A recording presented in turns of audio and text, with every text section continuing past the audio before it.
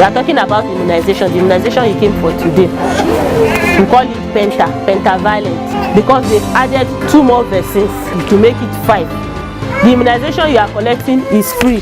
Sunana Tina, na zo asibiti din saboda allura na yara.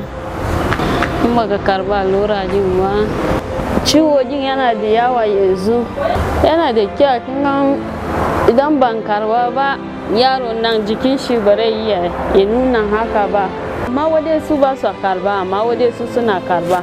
Yau ma na fito leci da zu jikina ya yi min kaman ban zo ba, amma na tashi na zo saboda allura din yana da kyau.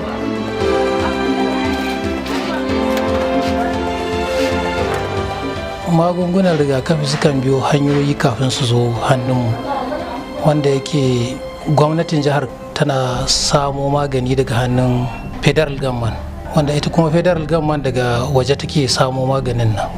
Duk sati za mu rubuta request ɗinmu duk ranar talata mu kai local government da kariya ɗinmu da ISPAC ɗinmu sai su bamu. Allah ya ƙara ma gwamnati ƙarfin gwiwa na samo maganin nan daga waje yadda zai wadata, ya zo hannun jihohi, ya zo hannun ƙananan hukumomi, a yi ma kowa da kowa ya gamsu. We are committed to ensuring that no child dies or gets morbid from vaccine-preventable diseases. For this year, we are targeting reduction by about 50%, so that by 2015, we will have attained 87% vaccination coverage. Because it's not just enough for us to have a national coverage of 87%. Meanwhile, you have regional differences. Each child, no matter where he or she is, should be able to receive a safe and potent vaccine.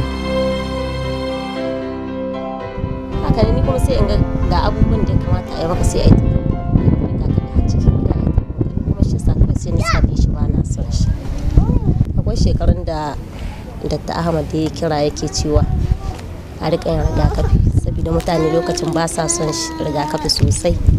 To a wani wa'azi na tafsir din shi ga azumi yake kira yake cewa a rika ba da ƴaƴa musu rigakafi baya da matsala. To shi tun daga lokacin baban su ya sauko ce a rika yin musu rigakafi.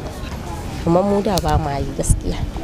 Sai dai an zo polio ana ɗiga mata, amma ban kai ta asibiti rigakafi ba. Yanzu kusan wata 6 tekurin tana da lafiya tun da kaken dare ta fara, shi kenan kusan azumi sai ta kamu da typhoid, sai na kawo ta nan.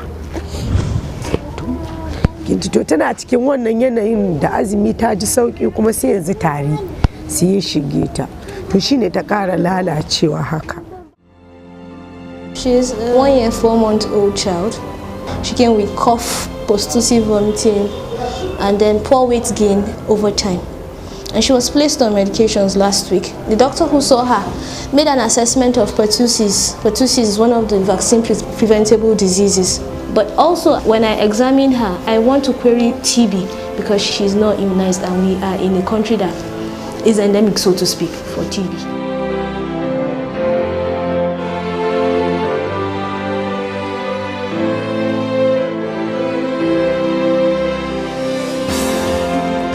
Sometimes say that, oh, the vaccines are not available. You have problems with the logistics arrangement, the cold chains. In some states, you may not have the available needles to use at the appropriate time. All kinds of challenges we have always noticed. But the National Primary Health Care has done quite much, considering the fact that we also have a crisis in terms of the security challenges that we have, which has also been a problem. The other thing is being able to ensure that the vaccines that we are receiving, we're able to account for its use, we're able to account for the data that we do receive.